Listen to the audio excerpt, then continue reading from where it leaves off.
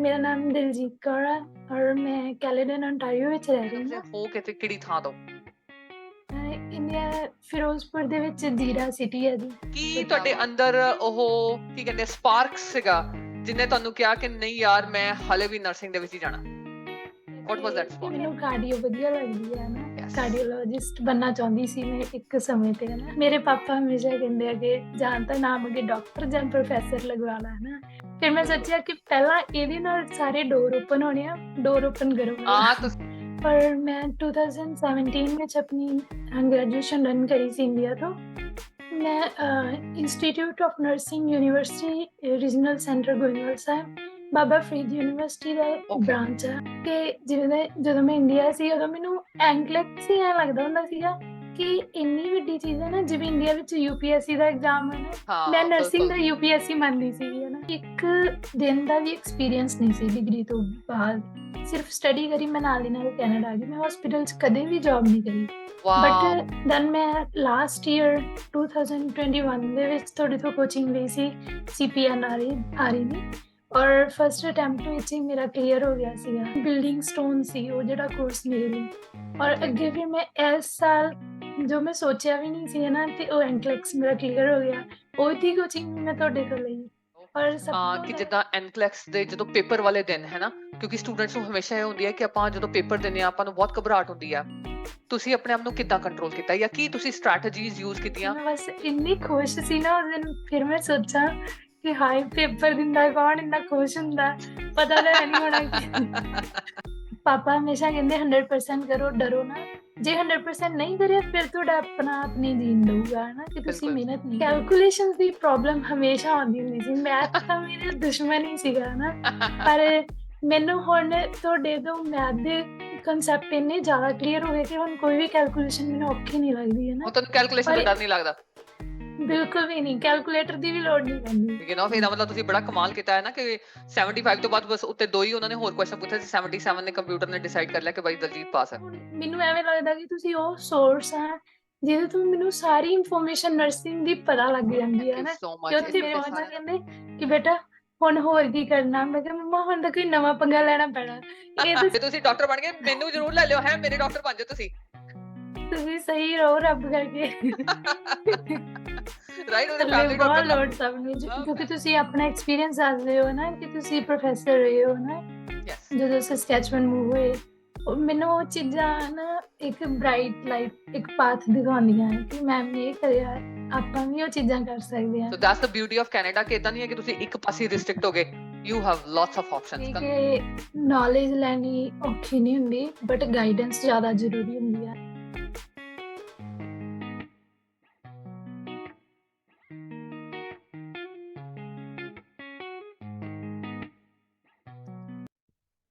Hello everyone, this is Taryn from Future Building Nursing Prep Center, and this is our podcast number 5. We are going to have chit chat with Daljit today. She's our student who passed CPNRE and NCLEX RN exam in first attempt with FPNPC.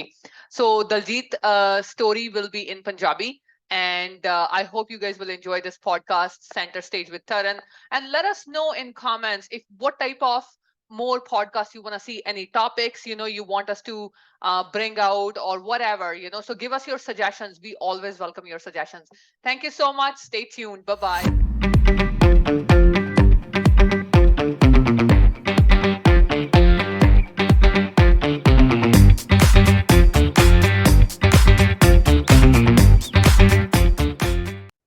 Hello everyone, this is Center Stage Taran podcast, and today I'm here with another special student, and her name is Daljit. Daljit lives in Kaildan, Ontario, and Daljit is again a very special student because she passed both her CPNRE and NCLEX exam in first attempt with FENPC. So without wasting much time, let's just hear from Daljit. Daljit, welcome, and Ji Ayanu, and give us your introduction, who you are, where do you live? Thank you ma'am.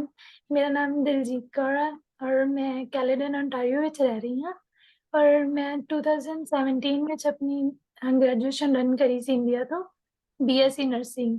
Then ਜਦੋਂ ਮੇਰਾ I think so 3-4 year ਦਾ gap ਸੀ, then ਮੈਂ last year 2021 ਦੇ ਵਿੱਚ ਤੁਹਾਡੇ ਤੋਂ coaching ਲਈ ਸੀ CPN ਆ ਰਹੀ ਨਹੀਂ, ਔਰ ਫਸਟ ਅਟੈਂਪਟ ਵਿੱਚ ਹੀ ਮੇਰਾ ਕਲੀਅਰ ਹੋ ਗਿਆ ਸੀਗਾ। ਔਰ ਮੇਰਾ ਉਹ ਕਲਾਸਿਸ ਦੇ ਨਾਲ ਮੈਂ ਇਹ ਸੋਚਦੀ ਹਾਂ ਕਿ ਮੇਰਾ ਬਹੁਤ ਜ਼ਿਆਦਾ ਬੇਸਿਕ ਕੰਸੈਪਟ ਜਿਹੜੇ ਉਹ ਕਲੀਅਰ ਹੋਏ। ਉਹ ਜਿਵੇਂ ਬਿਲਡਿੰਗ ਸਟੋਨ ਸੀ ਉਹ ਜਿਹੜਾ ਕੋਰਸ ਮੇਰੇ ਲਈ। ਔਰ Okay. ਅੱਗੇ ਫਿਰ ਮੈਂ ਇਸ ਸਾਲ ਜੋ ਮੈਂ ਸੋਚਿਆ ਵੀ ਨਹੀਂ ਸੀ ਨਾ, ਤੇ ਉਹ ਐਂਕਲੈਕਸ ਮੇਰਾ ਕਲੀਅਰ ਹੋ ਗਿਆ। ਉਹਦੀ ਕੋਚਿੰਗ ਵੀ ਮੈਂ ਤੁਹਾਡੇ ਤੋਂ ਲਈ। ਔਰ ਸਭ ਤੋਂ ਜ਼ਿਆਦਾ ਖੁਸ਼ੀ ਦੀ ਗੱਲ ਇਹ ਹੈ ਕਿ ਜਦੋਂ ਮੈਂ RPN ਦੀ ਤਿਆਰੀ ਕਰੀ, ਮੈਂ ਬਹੁਤ ਸਾਰੀਆਂ ਚੀਜ਼ਾਂ ਈਜ਼ੀਲੀ ਲਰਨ ਕਰ ਲਈਆਂ।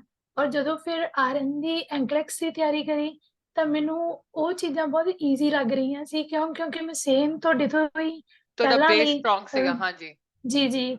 ਔਰ ਦੂਸਰੀ ਗੱਲ ਕਿ ਮੈਨੂੰ ਕੈਲਕੂਲੇਸ਼ਨਸ ਦੀ ਪ੍ਰੋਬਲਮ ਹਮੇਸ਼ਾ ਆਉਂਦੀ ਹੁੰਦੀ ਸੀ। ਮੈਥ ਤਾਂ ਮੇਰੇ ਦੁਸ਼ਮਣ ਹੀ ਸੀਗਾ ਨਾ, ਪਰ ਮੈਨੂੰ ਹੁਣ ਤੁਹਾਡੇ ਤੋਂ ਮੈਥ ਦੇ ਕਨਸੈਪਟ ਇੰਨੇ ਜ਼ਿਆਦਾ ਕਲੀਅਰ ਹੋ ਗਏ ਕਿ ਹੁਣ ਕੋਈ ਵੀ ਕੈਲਕੂਲੇਸ਼ਨ ਮੈਨੂੰ ਔਖੀ ਨਹੀਂ ਲੱਗਦੀ ਹੈ ਨਾ। ਹੁਣ ਤੁਹਾਨੂੰ ਕੈਲਕੂਲੇਸ਼ਨ ਪਰ ਤੋਂ ਡਰ ਨਹੀਂ ਲੱਗਦਾ?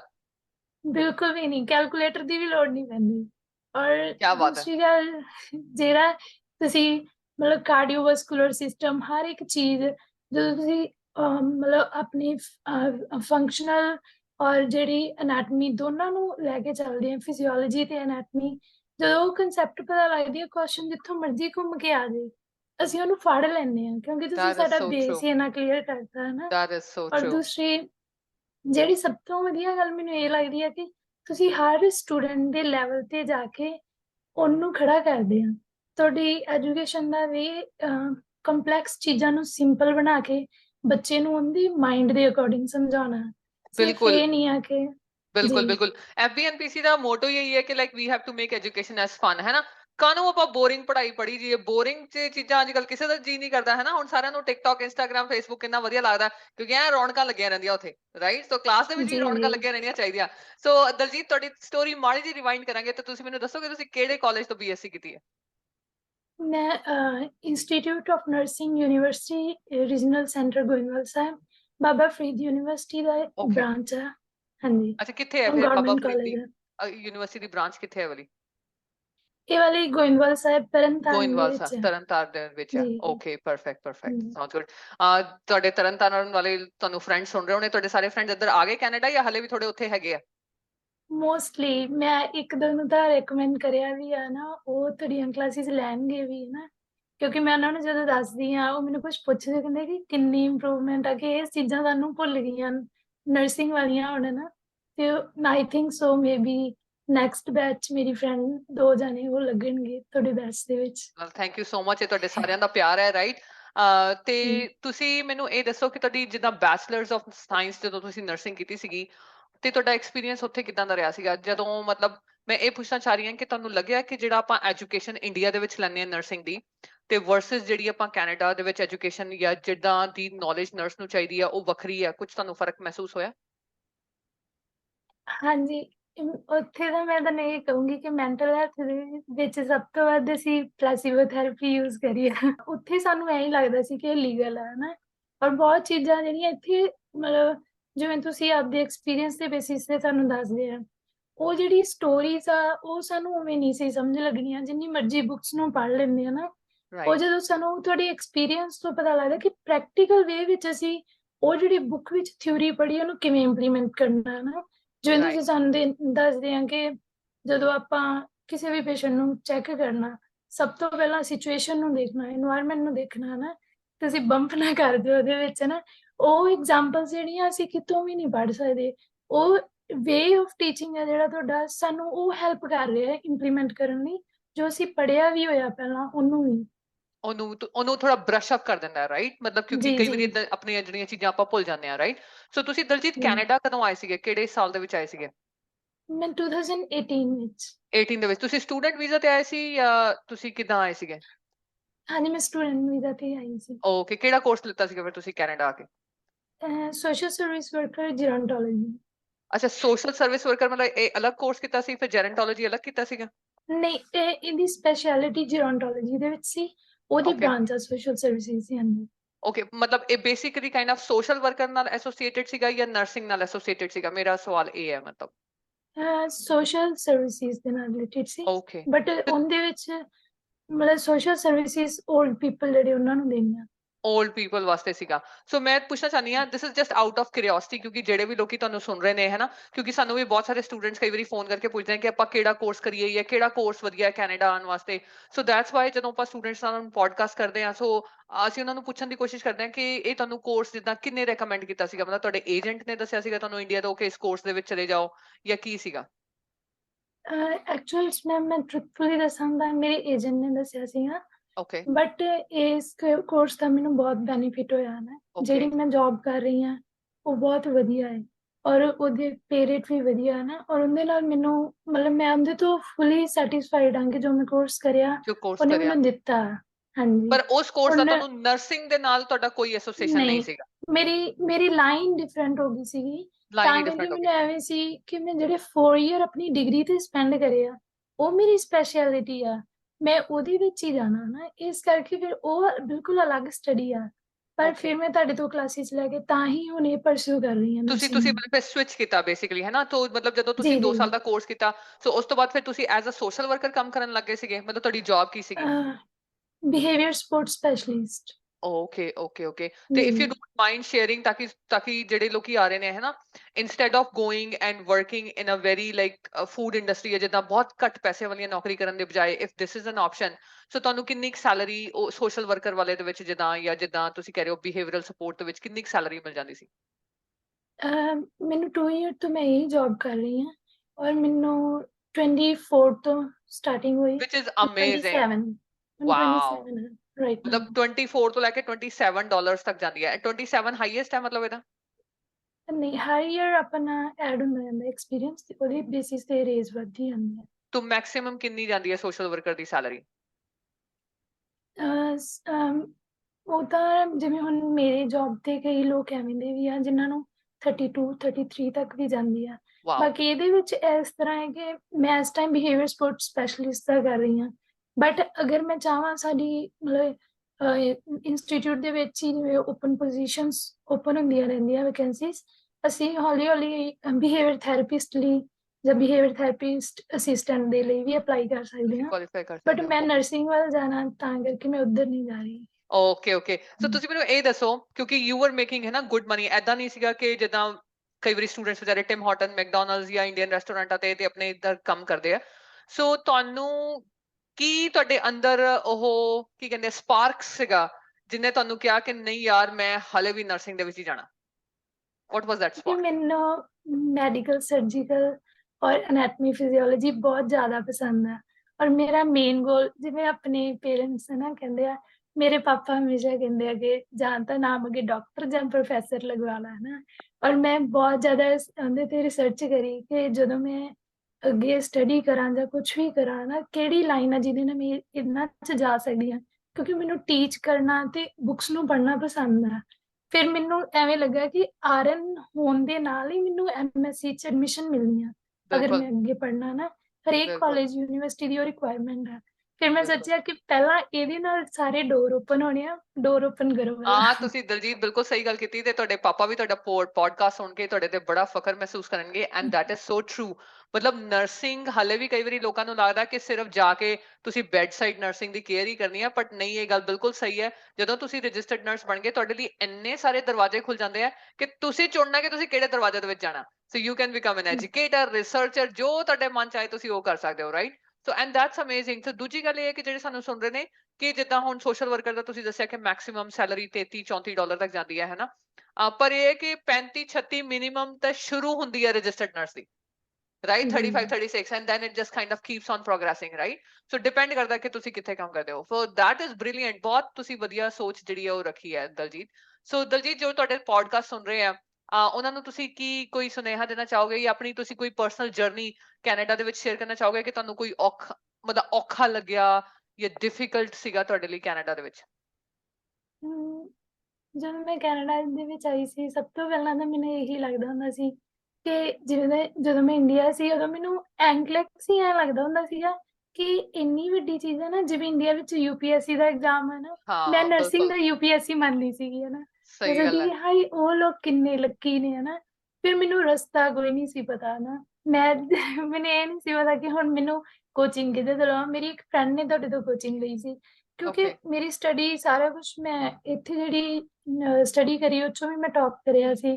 ਬਟ ਮੈਨੂੰ Amazing. ਐਵੇਂ ਸੀ ਕਿ ਮੈਂ ਜਿੱਥੇ 4 ਈਅਰ ਹੋਸਟਲ 'ਚ ਰਹਿ ਕੇ ਇੰਨਾ ਮਿਹਨਤ ਕਰੀ ਹੈ ਨਾ, ਮੈਂ ਉੱਧਰ ਜਾਣਾ, ਬਟ ਮੈਨੂੰ ਪਾਥ ਦਿਖਾਉਣ ਲਈ ਕੁਛ ਮਿਲ ਨਹੀਂ ਰਿਹਾ ਸੀ ਮਿਲ ਨਹੀਂ ਸੀ ਰਿਹਾ। ਕਿ ਮੈਂ ਸਹੀ ਹੱਥਾਂ ਵਿੱਚ ਜਾਵਾਂ, ਕਿਉਂਕਿ ਮੈਂ ਆਪਣੀ ਮਨੀ ਵੀ ਦੇਣੀ ਆ, ਟਾਈਮ ਵੀ ਦੇਣਾ ਹੈ ਨਾ। ਬਿਲਕੁਲ, ਤੇ ਬਿਲकुल, ਬਿਲकुल। ਮੈਨੂੰ ਉਹਦੇ ਵਿੱਚ ਥੋੜਾ ਮੁਸ਼ਕਿਲ ਆ ਰਹੀ ਸੀ ਕਿ ਸਾਨੂੰ ਗਾਈਡੈਂਸ ਚਾਹੀਦੀ ਆ, ਕਿਉਂਕਿ ਰਾਈਟ। ਜਿਵੇਂ ਹੁਣ ਮੈਂ ਤੁਹਾਡੇ ਨਾਲ CPNR ਹੀ ਕਰਿਆ ਨਾ, ਬਟ ਮੈਨੂੰ ਇਹ ਨਹੀਂ ਸੀ ਪਤਾ ਲੱਗ ਰਿਹਾ ਕਿ ਹੁਣ ਮੈਂ NCLEX ਦੀ ਐਲੀਜੀਬਿਲਟੀ ਕਿਵੇਂ ਲੈਣੀ ਆ। ਜਦੋਂ ਮੈਂ ਤੁਹਾਡੀ ਕਲਾਸਿਸ ਜੁਆਇਨ ਕਰੀਆਂ, ਕਿੰਨੇ ਜ਼ਿਆਦਾ ਨਰਸਿੰਗ ਸਟੂਡੈਂਟ ਆਪਣੇ ਬੈਚ ਵਿੱਚ ਹੁੰਦੇ ਆ, ਇੱਕ ਬੈਚ ਵਿੱਚ ਨਾ, ਉਹ ਫਿਰ ਸਾਰੇ ਇੱਕ ਦੂਸਰੇ ਦੀ ਹੈਲਪ ਵੀ ਕਰਦੇ ਆ ਨਾ, ਬਿਲकुल। ਜਦੋਂ ਆਪਾਂ ਗਰੁੱਪ ਬਣਾਉਂਦੇ ਹਾਂ। ਉਹਦੇ ਵਿੱਚ ਬੱਚੇ ਗੱਲਾਂ ਕਰ ਰਹੇ ਸੀਗੇ, ਤੁਹਾਡੇ ਤੋਂ ਵੀ ਪੁੱਛਦੇ ਆ ਜਦੋਂ ਨਾ, ਮੈਨੂੰ ਬਹੁਤ ਚੀਜ਼ਾਂ ਉਦੋਂ ਪਤਾ ਲੱਗੀਆਂ। ਫਿਰ ਤੁਹਾਡੀ ਮੈਂ ਵੀਡੀਓ ਦੇਖੀ ਸੀਗੀ, ਤੁਸੀਂ ਇੱਕ ਵਾਰੀ ਸੈਂਡ ਕਰੀ ਸੀ ਆਈ ਥਿੰਕ, ਜਿਹੜੀ ਤੁਸੀਂ ਆਨਲਾਈਨ ਬਣਾਈ ਹੋਈ ਕਿ ਕਿਵੇਂ ਆਪਾਂ ਐਲੀਜੀਬਿਲਟੀ ਕਿਵੇਂ ਅਪਲਾਈ ਕਰ ਸਕਦੇ ਹਾਂ ਨਿਊਯਾਰਕ ਵੱਲੋਂ ਬਿਲकुल। ਜਾਂ ਉਸ ਬੋਰਡ ਵੱਲੋਂ ਨਾ। ਮੈਂ ਤੁਹਾਡੀ ਉਹ ਵੀਡੀਓ ਵੇਖ ਕੇ ਕਿਸੇ ਨੂੰ ਨਹੀਂ ਪੁੱਛਿਆ, ਮੈਂ ਉਹ ਫਾਰਮ ਫਿਲ ਕਰੇ ਤੇ ਮੇਰੀ 6 ਮੰਥ ਦੇ ਵਿੱਚ ਐਲੀਜੀਬਿਲਟੀ ਆ ਗਈ। ਫਿਰ ਮੈਂ ਵਾਓ, ਐਂਟਰੈਂਸ ਦੀ ਤਿਆਰੀ ਕਰ ਰਹੀ ਸੀ। ਵਾਓ, ਮਤਲਬ ਦੈਟਸ ਅਮੇਜ਼ਿੰਗ। ਉਹ ਨਿੱਕੀਆਂ ਨਿੱਕੀਆਂ ਚੀਜ਼ਾਂ ਜਿਹੜੀਆਂ ਉਹ ਆਪਾਂ ਨੂੰ ਪਤਾ ਨਹੀਂ ਹੁੰਦੀਆਂ, ਪਰ ਜਦੋਂ ਬਿਲकुल। ਹੁਣ ਮੈਨੂੰ ਐਵੇਂ ਲੱਗਦਾ ਕਿ ਤੁਸੀਂ ਉਹ ਸੋਰਸ ਆ ਜਿਹਦੇ ਤੋਂ ਮੈਨੂੰ ਸਾਰੀ ਇਨਫੋਰਮੇਸ਼ਨ ਨਰਸਿੰਗ ਦੀ ਪਤਾ ਲੱਗ ਜਾਂਦੀ ਥੈਂਕ ਹੈ ਯੂ ਨਾ, ਸੋ ਕਿ ਮਚ। ਇਹ ਉੱਥੇ ਤੁਹਾਡੇ ਪਹੁੰਚ ਸਾਰਿਆਂ ਦਾ ਜਾਓ। ਪਿਆਰ ਹੈ। ਬਿਲकुल, ਬਿਲकुल, ਬਿਲकुल। ਜੀ ਨਹੀਂ ਨਹੀਂ, ਦੈਟਸ ਅਮੇਜ਼ਿੰਗ, ਕਿਉਂਕਿ ਇੱਕ ਤੁਹਾਡੀ ਗੱਲ ਬਿਲਕੁਲ ਠੀਕ ਹੈ ਕਿ ਕਈ ਵਾਰੀ ਆਪਾਂ ਨੂੰ ਇੱਕ ਸੋਰਸ ਚਾਹੀਦਾ ਹੁੰਦਾ ਹੈ ਨਾ, ਇੱਕ ਸਪੋਰਟ ਗਰੁੱਪ ਜਿਹਨੂੰ ਆਪਾਂ ਕਹਿ ਲੈਂਦੇ ਆ, ਰਾਈਟ। ਏਦਾਂ ਨਹੀਂ ਹੁੰਦਾ ਕਿ ਜੀ ਆਪਾਂ ਆਪ ਨਹੀਂ ਕਰ ਸਕਦੇ ਜਾਂ ਸਾਨੂੰ ਚੀਜ਼ਾਂ ਪਤਾ ਨਹੀਂ ਹੁੰਦੀਆਂ, ਪਰ ਇਹ ਹੈ ਕਿ ਸੌਖਾ ਹੋ ਜਾਂਦਾ if there is somebody to guide us, ਜਾਂ there is a group of students who are helping you out। ਸੋ ਦਲਜੀਤ, ਇਹ ਦੱਸੋ ਕਿ ਤੁਸੀਂ ਤੇ ਰਹਿੰਦੇ ਹੋ ਕੇਲਡਨ ਓਨਟਾਰੀਓ, ਹੈ ਨਾ ਜੀ। ਉੱਥੇ ਤੇ ਬਹੁਤ ਹਾਂਜੀ। ਸਾਰੇ ਪ੍ਰੋਵਾਈਡਰਸ ਨੇ, ਜਾਂ ਬਹੁਤ ਸਾਰੇ ਲੋਕੀ ਜਿਹੜੇ ਨੇ ਅਵੇਲੇਬਲ ਨੇ, ਜਾਂ ਕਈ ਵਾਰੀ ਉਹ ਕਹਿੰਦੇ ਕਿ ਅਸੀਂ ਹੈਲਪ ਕਰ ਦਾਂਗੇ। ਤੁਸੀਂ FBNPC ਕਿਉਂ ਚੁਣਿਆ? ਸਭ ਤੋਂ ਮੇਨ ਇਹ ਕਿ ਆਨਲਾਈਨ ਕਲਾਸਿਸ ਸੀ, ਮੈਂ ਓਕੇ। ਕਿਤੇ ਵੀ ਬੈਠ ਕੇ, ਔਰ ਉਸ ਤੋਂ ਵੀ ਜ਼ਿਆਦਾ ਜਿਹੜੀ ਬਹੁਤ ਜ਼ਿਆਦਾ ਪੋਜ਼ਿਟਿਵ ਪੁਆਇੰਟ ਸੀ, ਜਿੰਨੀ ਵਾਰੀ ਮਰਜ਼ੀ ਸੁਣ ਕੇ ਡਾਊਟ ਕਲੀਅਰ ਕਰ ਸਕਦੇ ਹਾਂ। ਮੈਂ ਜਦੋਂ ਬਿਲਕੁਲ। ਤੁਹਾਡੀ ਕਲਾਸਿਸ ਲਾਈਵ ਜੁਆਇਨ ਕਰਦੀ, ਮੈਂ ਕੋਈ ਪੈਨ ਕਾਪੀ ਨਹੀਂ ਰੱਖਦੀ ਹੁੰਦੀ ਸੀ ਕੋਲ, ਸਿਰਫ ਤੁਹਾਨੂੰ ਓਕੇ। ਸੁਣਦੀ ਸੀ ਕਿ ਪਹਿਲਾਂ ਇਹ ਕਲੀਅਰ ਹੋਣਾ ਚਾਹੀਦਾ, ਇਹਦੇ 'ਚ ਕੋਈ ਡਾਊਟ ਆ ਤੇ ਹੁਣੇ ਪੁੱਛਿਆ ਜਾਵੇ ਨਾ। ਔਰ ਬਾਕੀ ਤੁਸੀਂ ਐਗਜ਼ਾਮ ਮਤਲਬ ਕਲਾਸਿਸ ਖਤਮ ਹੋਣ ਤੋਂ ਬਾਅਦ ਹੀ ਬੱਚਿਆਂ ਦੇ ਡਾਊਟ ਕਲੀਅਰ ਕਰਦੇ ਆ, ਔਰ ਸਭ ਤੋਂ ਜ਼ਿਆਦਾ ਮੇਨ ਗੱਲ ਕਿ ਤੁਸੀਂ ਸਾਡੀ ਲੈਂਗੁਏਜ ਦੇ ਵਿੱਚ ਵੀ ਸਮਝਾ ਦਿੰਦੇ ਆ। ਕਈ ਵਾਰੀ ਤਾਂ ਮੈਨੂੰ ਤਰਸ ਹੀ ਆਉਂਦਾ ਜਦੋਂ ਦੋ ਲੈਂਗੁਏਜਸ ਦੇ ਵਿੱਚ ਟਰਾਂਸਲੇਟ ਕਰਦੇ ਆ, ਪਹਿਲਾਂ ਪੰਜਾਬੀ 'ਚ ਦੱਸਦੇ ਫਿਰ ਇੰਗਲਿਸ਼ 'ਚ ਟਰਾਂਸਲੇਟ ਕਰਦੇ, ਪਰ ਉਹਦੇ ਨਾਲ ਬਹੁਤ ਜ਼ਿਆਦਾ ਫਰਕ ਪੈਂਦਾ, ਕਿਉਂਕਿ ਆਪਣੀ ਮਦਰ ਲੈਂਗੁਏਜ ਜਿਹੜੀ ਹੈ ਨਾ, ਆਪਾਂ ਉਹਨੂੰ ਪ੍ਰੈਫਰ ਕਰਦੇ ਹਾਂ, ਬਿਲਕੁਲ। ਹੁਣ ਈਜ਼ੀਲੀ ਮਤਲਬ ਸਮਝ ਕਈ ਵਾਰੀ ਆਉਂਦੀ ਕੋਈ ਆ। ਦਿਲ ਦੀਆਂ ਗੱਲਾਂ ਨੇ, ਹੈ ਨਾ, ਹੁਣ ਆਪਾਂ ਜਿੱਦਾਂ ਅੱਜ ਵੀ ਆਪਣਾ ਪੋਡਕਾਸਟ ਆਪਾਂ ਪੰਜਾਬੀ ਦੇ ਵਿੱਚ ਕਰ ਰਹੇ ਹਾਂ, ਰਾਈਟ। ਹੁਣ ਮਤਲਬ ਕਈ ਵਾਰੀ ਜੀ ਦਿਲ ਦੀਆਂ ਗੱਲਾਂ ਜਾਂ ਇਮੋਸ਼ਨਸ ਤੁਹਾਡੇ ਆਪਣੀ ਜਿਹੜੀ ਲੈਂਗੁਏਜ ਹੈ ਉਹਦੇ ਵਿੱਚ ਨਿਕਲ ਕੇ ਆ ਸਕਦੇ ਆ, ਰਾਈਟ। ਪਰ ਜੀ ਲੈਕਚਰ ਜੀ ਸਾਡੇ ਪ੍ਰਾਇਮਰਲੀ ਇੰਗਲਿਸ਼ 'ਚ ਹੀ ਹੁੰਦੇ ਆ, ਕਿਉਂਕਿ ਐਜ਼ ਅ ਸੈਡ ਕਿ ਸਾਡੇ ਕੋਲ 10-12 ਡਿਫਰੈਂਟ ਕੰਟਰੀਜ਼ ਤੋਂ ਸਟੂਡੈਂਟਸ ਨੇ। ਬਟ ਇਹ ਤੇ ਤੁਹਾਡੀ ਗੱਲ ਬਿਲਕੁਲ ਸਹੀ ਹੈ ਕਿ ਜਿਹੜੀ ਦਿਲ ਦੀ ਗੱਲ ਹੈ ਨਾ, ਉਹ ਆਪਣੀ ਮਾਤਰ ਭਾਸ਼ਾ ਦੇ ਵਿੱਚੋਂ ਨਿਕਲਦੀ ਹੈ। ਬਿਲਕੁਲ ਸਹੀ ਗੱਲ ਹੈ। That's true. ਜੀ ਤੇ ਦਲਜੀਤ, ਹੋਰ ਕੁਝ ਆਪਣੀ ਜਰਨੀ ਬਾਰੇ ਤੁਸੀਂ ਸ਼ੇਅਰ ਕਰਨਾ ਚਾਹੋਗੇ? ਔਰ ਮੈਂ ਬਸ ਬਹੁਤ ਜ਼ਿਆਦਾ ਇਸ ਚੀਜ਼ ਤੋਂ ਖੁਸ਼ ਹਾਂ ਕਿ ਹੋ ਗਿਆ, ਮੈਂ ਜੋ ਸੋਚਿਆ ਸੀ ਹੋ ਗਿਆ, ਹੁਣ ਉੱਪਰ ਕੁਛ ਹੈ ਨਹੀਂ। ਹੁਣ ਮੇਰੇ ਮੰਮਾ ਕਹਿੰਦੇ ਕਿ ਬੇਟਾ ਹੁਣ ਹੋਰ ਕੀ ਕਰਨਾ, ਮੈਂ ਕਿਹਾ ਮੰਮਾ ਹੁਣ ਤਾਂ ਕੋਈ ਨਵਾਂ ਪੰਗਾ ਲੈਣਾ ਪੈਣਾ, ਇਹ ਤਾਂ ਸਭ ਡਨ ਹੋ ਗਿਆ ਨਾ। ਪਰ ਤੁਸੀਂ ਸਾਡੇ ਇਸ ਕਲਾਸਿਸ ਦੇ ਵਿੱਚ ਵੀ ਮੈਂ ਇੱਕ ਚੀਜ਼ ਤੁਹਾਡੀ ਮਤਲਬ ਕੈਚ ਕਰੀ ਆ ਨਾ, ਤੁਸੀਂ ਨਾਰਮਲੀ ਗੱਲਾਂ 'ਚ ਉਹ ਗੱਲਾਂ ਕਹਿ ਦਿੰਦੇ ਆ, ਪਰ ਜਿਹਨੇ ਫੜਨੀ ਹੁੰਦੀ ਆ ਫੜ ਲੈਂਦੇ ਆ, ਉਹਦਾ ਕਰ ਸਕਦੇ ਆ ਨਾ, ਮੈਡੀਕਲ ਸਕੂਲ 'ਚ ਐਡਮਿਸ਼ਨ ਲੈ ਸਕਦੇ। ਹੁਣ ਕਦੇ-ਕਦੇ ਮੇਰੇ ਮਾਈਂਡ 'ਚ ਆਉਂਦਾ ਕਿ ਮੈਮ ਨੇ ਉਹ ਗੱਲ ਕਹੀ ਸੀ, ਹੁਣ ਉਹ ਇਨਫੋਰਮੇਸ਼ਨ ਲੈਣੀ ਆ। ਇਹ ਵੀ ਬਿਲਕੁਲ ਤੁਹਾਡੀ ਗੱਲ ਸਹੀ ਹੈ। ਪੋਡਕਾਸਟ ਦੀ ਨਾ ਮੈਨੂੰ ਲੱਗਦਾ ਬਹੁਤ ਸਾਰੀਆਂ ਕੜੀਆਂ ਜੁੜ ਸਕਦੀਆਂ ਨੇ, ਪਰ ਇਹ ਤਦ ਹੀ ਹੋ ਸਕਦਾ ਜੇ ਲੋਕੀ ਸਾਨੂੰ ਪਿਆਰ ਦੇਣ, ਸਾਡੇ ਪੋਡਕਾਸਟ ਸ਼ੇਅਰ ਕਰਨ, ਹੈ ਨਾ। ਸਾਨੂੰ ਕਮੈਂਟਸ ਕਰਕੇ ਦੱਸੋ ਜੀ, ਕਿ ਤੁਹਾਨੂੰ ਹੋਰ ਕਿਹੜੇ-ਕਿਹੜੇ ਟੌਪਿਕ ਸੁਣਨੇ ਆ। ਇਹ ਗੱਲ ਦਲਜੀਤ ਦੀ ਬਿਲਕੁਲ ਸਹੀ ਹੈ ਕਿ ਜੇ ਤੁਸੀਂ ਨਰਸਿੰਗ ਕੀਤੀ ਹੋਈ ਹੈ ਉਰੇ, ਐਂਡ ਜਦੋਂ ਤੁਸੀਂ ਰਜਿਸਟਰਡ ਨਰਸ ਬਣ ਸਕਦੇ ਹੋ, ਤੇ ਜੇ ਤੁਹਾਡੇ ਅੱਗੇ ਸੁਪਨਾ ਹੈ ਨਾ ਤੁਹਾਡਾ ਡਾਕਟਰ ਬਣਨ ਦਾ, ਤੇ ਉਹ ਵੀ ਹੋ ਸਕਦਾ। ਪਰ ਆਪਾਂ ਇਸ ਪੋਡਕਾਸਟ 'ਚ ਉਹਦੇ ਬਾਰੇ ਹਾਲੇ ਗੱਲ ਨਹੀਂ ਕਰਨੀ, ਪਰ ਦੈਟ ਇਜ਼ ਅ ਜੀ, ਪੋਸੀਬਿਲਿਟੀ। ਬਹੁਤ ਸਾਰੇ ਸਟੂਡੈਂਟਸ ਹੁੰਦੇ ਨੇ ਜਿਹੜੇ ਰਜਿਸਟਰਡ ਨਰਸਿਸ, ਮਤਲਬ ਜਿੱਦਾਂ ਇੱਕ ਡਿਗਰੀ ਕਰਕੇ, ਕਿਉਂਕਿ ਉਰੇ ਤਾਂ ਇੱਦਾਂ ਮੈਂ ਬੇਸਿਕ ਜਿਹਾ ਰੂਲ ਦੱਸ ਦਿੰਦੀ ਹਾਂ ਕਿ ਜੇ ਤੁਸੀਂ ਕੈਨੇਡਾ ਦੇ ਵਿੱਚ ਡਾਕਟਰ ਬਣਨਾ ਤੇ ਤੁਹਾਡੇ ਕੋਲ ਇੱਕ 4 ਸਾਲ ਦੀ ਡਿਗਰੀ ਹੋਣੀ ਚਾਹੀਦੀ ਆ, ਰਾਈਟ। ਸੋ ਜੇ ਤੁਸੀਂ ਇੰਟਰਸਟਿੰਗ ਗੱਲ ਹੈ, ਕਈ ਵਾਰੀ ਲੋਕਾਂ ਨੂੰ ਨਹੀਂ ਪਤਾ ਹੁੰਦੀ ਕਿ ਜੇ ਤੁਸੀਂ 4 ਸਾਲ ਦੀ ਡਿਗਰੀ ਜਿੱਦਾਂ ਇੰਡੀਆ 'ਚ ਕੀਤੀ ਹੋਈ ਹੈ BSc ਨਰਸਿੰਗ, ਐਂਡ ਦੈਨ ਤੁਸੀਂ ਉਰੇ ਆ ਕੇ ਰਜਿਸਟਰਡ ਨਰਸ ਬਣ ਗਏ ਹੋ, ਤੇ ਤੁਸੀਂ ਉਹ ਆਪਣੀ ਡਿਗਰੀ ਜਿਹੜੀ ਹੈ ਯੂਟਿਲਾਈਜ਼ ਕਰ ਸਕਦੇ ਹੋ। ਤੇ ਤੁਸੀਂ ਅੱਗੇ ਜੇ ਚਾਹੋ ਤੇ ਤੁਸੀਂ MD ਤੇ ਅੱਗੇ MS, you can become a physician as well. So Daljit, ਬਹੁਤ ਤੁਸੀਂ ਵਧੀਆ ਪੁਆਇੰਟ ਜਿਹੜਾ ਚੱਕਿਆ, ਤੇ ਆਈ ਵਿਸ਼ ਜੇ ਤੁਸੀਂ ਡਾਕਟਰ ਬਣ ਗਏ ਮੈਨੂੰ ਜ਼ਰੂਰ ਲੈ ਲਿਓ, ਹੈ, ਮੇਰੇ ਡਾਕਟਰ ਬਣ ਜਾਓ ਤੁਸੀਂ। ਤੁਸੀਂ ਸਹੀ ਰਹੋ ਰੱਬ ਕਰਕੇ। ਰਾਈਟ ਉਹਦੇ ਥੱਲੇ ਫੈਮਿਲੀ ਬਹੁਤ ਡਾਕਟਰ ਲੋੜ ਸਭ ਨੂੰ। ਫੈਮਿਲੀ ਡਾਕਟਰ ਲੱਭਣੇ ਬੜੇ ਔਖੇ ਹੋ ਰਹੇ ਹੈ ਕੈਨੇਡਾ ਦੇ ਵਿੱਚ ਮਿਲਦੇ ਨਹੀਂ ਸੋ ਦਲਜੀਤ ਆਪਾਂ ਤੇ ਲਾਈਨਾਂ ਲਾ ਦੇਣੀਆਂ ਜੀ। ਮੈਨੂੰ ਲੱਗਦਾ ਐਫਬੀਐਨਪੀਸੀ ਦੇ ਸਾਰੇ ਸਟੂਡੈਂਟਸ ਤੁਹਾਡੇ ਕੋਲ ਆ ਜਾਣਾ ਜਦੋਂ ਦਲਜੀਤ ਨੇ ਡਾਕਟਰ ਬਣ ਜਾਣਾ right so no that's amazing ambition ਰੱਖਣੇ ਚਾਹੀਦੇ ਹੈ ਹਨਾ ਕਿਉਂਕਿ ਜੇ ਐਂਬੀਸ਼ਨ ਹੈ ਉਮੀਦ ਹੈ ਹੋਪ ਹੈ ਉਹ ਕਹਿੰਦੇ ਨਾ ਹੋਪ ਤੇ ਦੁਨੀਆ ਕਾਇਮ ਹੈ right so it gives you a driving factor ਕਿ ਤੁਸੀਂ ਅੱਗੇ ਤੋਂ ਅੱਗੇ ਨੋ ਆਪਣੀ ਜ਼ਿੰਦਗੀ ਦੇ ਵਿੱਚ ਕੁਝ ਕਰਦੇ ਜਾਓ ਜੀ। ਸੋ ਦਲਜੀਤ ਅੱਗੇ ਸੋਚਿਆ ਹੁਣ ਕਿਹੜੇ ਯੂਨਿਟ ਦੇ ਵਿੱਚ ਕੰਮ ਕਰਨਾ ਹੈ ਜਾਂ ਕਿੱਦਾਂ ਹਲੇ ਤਾਂ ਮੈਂ ਲਾਇਸੈਂਸ ਟ੍ਰਾਂਸਫਰ ਕਰਕੇ ਔਰ ਮੇਰਾ ਮਤਲਬ ਮੇਨ ਤਾਂ ਇਹੀ ਹੈ ਕਿ ਮੈਨੂੰ ਕਾਰਡੀਓ ਵਧੀਆ ਲੱਗਦੀ ਹੈ ਨਾ ਯੈਸ ਕਾਰਡੀਓਲੋਜਿਸਟ ਬਣਨਾ ਚਾਹੁੰਦੀ ਸੀ ਮੈਂ ਇੱਕ ਸਮੇਂ ਤੇ ਨਾ ਤੁਸੀਂ ਪਰ ਹਲੇ ਮੇਰੇ ਤੋਂ ਵੀ ਬਣ ਇੰਡੀਆ ਸਕਦੇ ਹੋ it's never to late in life you know yes but ਮਤਲਬ ਕ੍ਰੇਜ਼ੀ ਆ ਕਾਰਡੀਓਵੈਸਕੂਲਰ ਸਿਸਟਮ ਬਸ ਦੇ ਫਿਰ ਲਈ ਤੁਸੀਂ ਜਿਵੇਂ ਤੁਸੀਂ ਕਾਰਡੀਓਵੈਸਕੁਲਰ ਪੜ੍ਹਾਉਣ ਲਈ ਨਰਸ ਕ੍ਰੇਜ਼ੀ ਨਰਸ ਤੋਂ ਹੁੰਦੇ ਸ਼ੁਰੂ ਆ ਕਰੋ ਹਾਂਜੀ ਹੁਣ ਉਹ ਮਤਲਬ ਉਹਦੇ ਵਿੱਚ ਕਰਕੇ ਫਿਰ ਅੱਗੇ ਆਪਾਂ ਟੀਚਿੰਗ ਲਾਈਨ 'ਚ ਜਾਵਾਂਗੇ ਕਿਉਂਕਿ ਤੁਸੀਂ ਆਪਣਾ ਐਕਸਪੀਰੀਅੰਸ ਦੱਸਦੇ ਹੋ ਨਾ ਕਿ ਤੁਸੀਂ ਪ੍ਰੋਫੈਸਰ ਰਹੇ ਹੋ ਨਾ ਯੈਸ ਜਦੋਂ ਸਸਕੈਚੁਅਨ ਮੂਵ ਹੋਏ ਮੈਨੂੰ ਉਹ ਚੀਜ਼ਾਂ ਨਾ ਇੱਕ ਬ੍ਰਾਈਟ ਲਾਈਟ ਇੱਕ ਪਾਥ ਦਿਖਾਉਂਦੀਆਂ ਕਿ ਮੈਮ ਨੇ ਇਹ ਕਰਿਆ ਆਪਾਂ ਵੀ ਉਹ ਚੀਜ਼ਾਂ ਕਰ ਸਕਦੇ ਹਾਂ ਨਾ ਬਿਲਕੁਲ ਬਿਲਕੁਲ ਬਿਲਕੁਲ ਨਹੀਂ ਮੈਂ ਹਮ, ਐਜ਼ ਅ ਐਡਜੰਕਟ ਨਰਸਿੰਗ ਪ੍ਰੋਫੈਸਰ ਮੈਂ ਕੰਮ ਕੀਤਾ ਯੂਨੀਵਰਸਿਟੀ ਦੇ ਨਾਲ ਆਲਮੋਸਟ ਮੈਂ 7 ਸਾਲ ਕੰਮ ਕੀਤਾ ਤੇ ਜੀ it was wonderful experience you know teaching students ਵੱਖਰੇ ਵੱਖਰੇ ਯੂਨਿਟਸ ਤੇ ਜਾ ਕੇ ਯੂ نو ਕਿ ਕਿੱਦਾਂ ਪੜਾਉਣਾ ਹੈ ਸਟੂਡੈਂਟਸ ਨੂੰ ਕਿੱਦਾਂ ਉਰੇ ਹੈਲਥ ਕੇਅਰ ਸਿਸਟਮ ਜਿਹੜਾ ਉਹ ਕੰਮ ਕਰਦਾ ਹੈ you know so it was wonderful journey ਮੈਂ ਹਰ ਇੱਕ ਨੂੰ ਇਨਕਰੇਜ ਕਰੂੰਗੀ ਕਿ ਜੇ ਤੁਹਾਡਾ ਜੀ ਹੈ ਨਾ ਤੇ ਤੁਹਾਡਾ ਯੂ نو ਤੁਹਾਡਾ ਦਿਲ ਕਰਦਾ ਉਸ ਲਾਈਨ ਦੇ ਵਿੱਚ ਜਾਣ ਦਾ ਹਮ, ਜ਼ਰੂਰ ਜਾਣਾ ਚਾਹੀਦਾ like there is nothing wrong in it ਕਰਨੀ ਚਾਹੀਦੀ ਹੈ ਜੀ explore so that's the beauty of Canada ਕਿ ਇਦਾਂ ਨਹੀਂ ਹੈ ਕਿ ਤੁਸੀਂ ਇੱਕ ਪਾਸੇ ਰਿਸਟ੍ਰਿਕਟ ਹੋ ਗਏ you have lots of options ਕੱਲ ਨੂੰ ਜੇ ਤੁਸੀਂ ਰਿਸਰਚ ਵੀ ਕਰਨਾ ਚਾਹੁੰਦੇ ਹੋ go for it right so that's what it ਜੀ ਇਜ਼ ਪਰਫੈਕਟ ਦਲਜੀਤ ਤੁਹਾਡੇ ਨਾਲ ਗੱਲਾਂ ਕਰਕੇ ਬਹੁਤ ਅੱਛਾ ਲੱਗਿਆ ਜਾਂਦੇ ਜਾਂਦੇ ਬਸ ਮਾੜੀ ਜਿਹੀ ਕੁਇਕ ਗੱਲਾਂ ਤੁਸੀਂ ਇਹ ਦੱਸ ਕੇ ਜਾਓ ਕਿ ਜਿੱਦਾਂ ਐਨਕਲੈਕਸ ਦੇ ਜਦੋਂ ਪੇਪਰ ਵਾਲੇ ਦਿਨ ਹੈ ਨਾ ਕਿਉਂਕਿ ਸਟੂਡੈਂਟਸ ਨੂੰ ਹਮੇਸ਼ਾ ਇਹ ਹੁੰਦੀ ਹੈ ਕਿ ਆਪਾਂ ਜਦੋਂ ਪੇਪਰ ਦਿੰਦੇ ਆ ਆਪਾਂ ਨੂੰ ਬਹੁਤ ਘਬਰਾਹਟ ਹੁੰਦੀ ਆ ਤੁਸੀਂ ਆਪਣੇ ਆਪ ਨੂੰ ਕਿੱਦਾਂ ਕੰਟਰੋਲ ਕੀਤਾ ਜਾਂ ਕੀ ਤੁਸੀਂ ਸਟ੍ਰੈਟਜੀਜ਼ ਯੂਜ਼ ਕੀਤੀਆਂ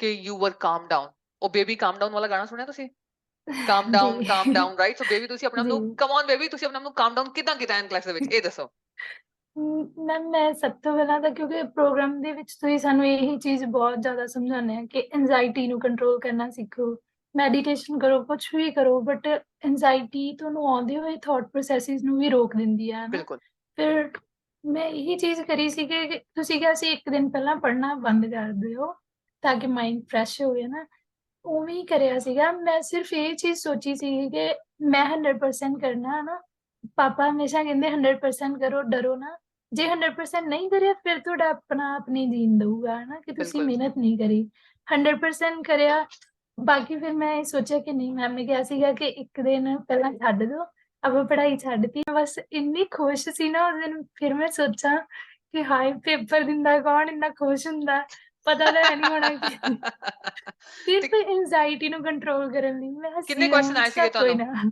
ਕਿੰਨੇ ਕੁਐਸਚਨ ਮੈਮ ਆਏ ਸੀਗੇ 77 77 77 ਵਾਓ ਯੂ نو ਫਿਰ ਹਾਂ ਇਹਦਾ ਮਤਲਬ ਤੁਸੀਂ ਬੜਾ ਕਮਾਲ ਕੀਤਾ ਹੈ ਨਾ ਕਿ 75 ਤੋਂ ਬਾਅਦ ਬਸ ਉੱਤੇ ਦੋ ਹੀ ਉਹਨਾਂ ਨੇ ਹੋਰ ਕੁਐਸਚਨ ਪੁੱਛੇ ਸੀ 77 ਨੇ ਕੰਪਿਊਟਰ ਨੇ ਡਿਸਾਈਡ ਕਰ ਲਿਆ ਕਿ ਭਾਈ ਦਲਜੀਤ ਪਾਸ ਹੈ ਹਾਂਜੀ ਕੀ ਬਾਤ ਹੈ ਦਲਜੀਤ ਕੀ ਬਾਤ ਹੈ ਰਾਈਟ ਅਤੇ ਜਾਂਦੇ ਹੋਏ ਹੋਰ ਕੋਈ ਟਿਪ ਤੁਸੀਂ ਸਾਂਝੀ ਕਰਨਾ ਚਾਹੋ ਜਿਹੜਾ ਤੁਹਾਡਾ ਪੋਡਕਾਸਟ ਸੁਣ ਰਹੇ ਨੇ ਤੁਹਾਡੇ ਫਰੈਂਡ ਤੁਹਾਡੇ ਮੈਂ ਫੈਮਿਲੀ ਹੋਰ ਵੀ ਫਿਊਚਰ ਸਟੂਡੈਂਟਸ ਮੈਂ ਬਸ ਇਹੀ ਕਹੂੰਗੀ ਕਿ ਨੌਲੇਜ ਲੈਣੀ ਔਖੀ ਨਹੀਂ ਹੁੰਦੀ ਬਟ ਗਾਈਡੈਂਸ ਜ਼ਿਆਦਾ ਜ਼ਰੂਰੀ ਹੁੰਦੀ ਹੈ ਨਾ ਬਿਲਕੁਲ ਹਮੇਸ਼ਾ ਆਪਣੀ એનર્ਜੀ ਔਰ ਆਪਣੀ ਮਨੀ ਉਸ ਪਰਸਨ ਦੇ ਹੱਥ 'ਚ ਦਿਓ ਜਿਹੜਾ ਬੰਦਾ ਉਹਦਾ ਸਹੀ ਯੂਜ਼ ਕਰਕੇ ਤੁਹਾਨੂੰ ਪ੍ਰੋਡਕਟਿਵ ਵੇ ਵਿੱਚ ਉਹਨੂੰ ਮੋੜੇ ਹੈ ਨਾ ਔਰ ਬਿਲਕੁਲ ਮੈਨੂੰ 1% ਵੀ ਰਿਗਰੈਟ ਨਹੀਂ ਹੈਗਾ ਕਿ ਮੈਂ CPNRE ਜਾਂ ਐਂਕਲੈਕਸ ਕਿਉਂਕਿ ਹੁਣ ਮੈਨੂੰ ਨੌਲੇਜ ਵੀ ਹੈ ਨਾ ਸਿਰਫ ਬਿਲਕੁਲ ਐਗਜ਼ਾਮ ਨਹੀਂ ਕਲੀਅਰ ਕਰਿਆ ਨੌਲੇਜ ਵੀ ਹੈ ਸੋ ਮੇਰੇ ਵਰਗੇ ਬੰਦੇ ਜਿਹੜੇ ਮਤਲਬ ਜੋ ਮੇਰੀ ਸਿਚੁਏਸ਼ਨ ਸੀ ਜਿਵੇਂ ਮੈਂ ਸਟੂਡੈਂਟ ਆਈ ਸੀ ਮੇਰੇ ਕੋਲ ਤਾਂ ਇੱਕ ਦਿਨ ਦਾ ਵੀ ਐਕਸਪੀਰੀਅੰਸ ਨਹੀਂ ਸੀ ਡਿਗਰੀ ਤੋਂ ਬਾਅਦ ਸਿਰਫ ਸਟੱਡੀ ਕਰੀ ਮੈਂ ਨਾਲ ਦੀ ਨਾਲ ਕੈਨੇਡਾ ਆ ਗਈ ਮੈਂ ਹਸਪੀਟਲ 'ਚ ਕਦੇ ਵੀ ਜੌਬ ਨਹੀਂ ਕਰੀ ਬਟ ਵਾਓ ਮੇਰੇ ਲਈ ਸਾਰਾ ਕੁਝ ਐਵੇਂ ਸੀ ਕਿ ਜਿਹੜੇ ਬੱਚੇ ਪ੍ਰੈਕਟੀਕਲੀ ਕਰਦੇ ਆ ਉਹਨਾਂ ਲਈ ਈਜ਼ੀ ਹੋਊਗਾ ਨਾ ਬਟ ਮੈਂ ਉਹੀ ਚੀਜ਼ਾਂ ਨਾ ਤੁਸੀਂ ਐਗਜ਼ਾਮਪਲ ਆਪਣਾ ਐਕਸਪੀਰੀਅੰਸ ਪ੍ਰੈਕਟੀਕਲ ਵਾਲਾ ਸਾਨੂੰ ਸਟੋਰੀਜ਼ ਦੇ ਥਰੂ ਐਗਜ਼ਾਮਪਲਸ ਦੇ ਥਰੂ ਕਿਤੇ ਨਾ ਕਿਤੇ ਦਿਖਾ ਦਿੱਤਾ ਕਿ ਆ ਹੁੰਦੀ ਹੈ ਸਿਚੁਏਸ਼ਨ ਹਸਪੀਟਲ 'ਚ ਉਹ ਚੀਜ਼ ਮੇਰਾ ਲੈਕਿੰਗ ਏਰੀਆ ਸੀ ਜਿਹੜਾ ਨਾ ਉਹ ਟੀਚਿੰਗ ਦੇ ਵਿੱਚ ਉਹ ਕਿਤੇ ਨਾ ਕਿਤੇ ਕਵਰ ਹੋਈ ਆ ਰਿਹਾ ਸੀਗਾ ਤੇ ਇਸ ਲਈ ਮੈਂ ਤਾਂ ਇਹ ਕਹੂੰਗੀ ਕਿ ਦਿਸ ਇਜ਼ ਅਮੇਜ਼ਿੰਗ ਫੋਲੋ ਕਰੋ ਤੁਹਾਡੇ ਕੋਲ ਕਲੀਨਿਕਲ ਐਕਸਪੀਰੀਅੰਸ ਵੀ ਨਹੀਂ ਸੀਗਾ ਤੇ ਤੁਸੀਂ ਦੋਨੋਂ ਪੇਪਰ ਯੂ نو ਐਂਡ ਐਨੀ ਹੁਣ like you acquire lots of knowledge ਇਦਾਂ ਨਹੀਂ ਹੈ ਕਿ ਹੁਣ ਤੁਸੀਂ ਕਲੀਨਿਕਲ 'ਚ ਜਾ ਕੇ ਕੰਮ ਕਰੋਗੇ ਤੇ ਤੁਹਾਡੇ ਕੋਲ ਨੌਲੇਜ ਨਹੀਂ ਹੈ you have enough wealth of knowledge ਹੁਣ ਸਿਰਫ ਗੱਲ ਪ੍ਰੈਕਟਿਸ ਕਰਨ ਦੀ ਹੈ right? ਕਿ ਜੀ, ਆਪਾਂ ਜੀ। ਪੰਪ ਕਿੱਦਾਂ ਚਲਾਣੇ ਆ, ਕੈਥੀਟਰ ਕਿੱਦਾਂ ਪਾਣੇ ਆ, right? Like you already know the theoretical aspect of it. It's just like matter of practicing it. Perfect, ਜੀ। ਦਲਜੀਤ, ਤੁਹਾਡੇ ਨਾਲ ਗੱਲਾਂ ਕਰਕੇ ਬਹੁਤ ਵਧੀਆ ਲੱਗਿਆ। ਜਾਂਦੇ ਜਾਂਦੇ ਇਹ ਦੱਸੋ ਤੁਸੀਂ ਇੰਡੀਆ ਤੋਂ ਵੈਸੇ ਹੋ ਕਿਤੇ ਕਿਹੜੀ ਥਾਂ ਤੋਂ? ਇੰਡੀਆ ਫਿਰੋਜ਼ਪੁਰ ਦੇ ਵਿੱਚ ਜ਼ੀਰਾ ਸਿਟੀ ਹੈ ਜੀ। ਕਿਆ ਉੱਥੋਂ ਬਾਤ ਹੈ, ਕਿਆ ਬਾਤ ਹੈ, ਕਿਆ ਬਾਤ ਹੈ, ਕਿਆ ਹਾਂਜੀ। ਬਾਤ ਹੈ, ਰਾਈਟ? ਹੁਣ ਤੁਸੀਂ ਜੀਰੇ ਨੂੰ ਜੀਰੇ ਦੇ ਤੜਕੇ ਲਾਓ ਹੈ। ਤੇ ਹੁਣ ਤੁਸੀਂ ਪਾਰਟੀਆਂ ਕਰੋ ਕਿਉਂਕਿ ਤੁਸੀਂ ਹੁਣ ਹਾਂਜੀ। as I said, you have accomplished all your goals, right? Thank you so much, Daljit, for coming and sharing your stories and inspiring many more people. And I wish you good luck in your journey as a registered nurse in Canada. We are really proud of you. Thank Thank you you so so much. much, ma'am. Thank you. Thank you.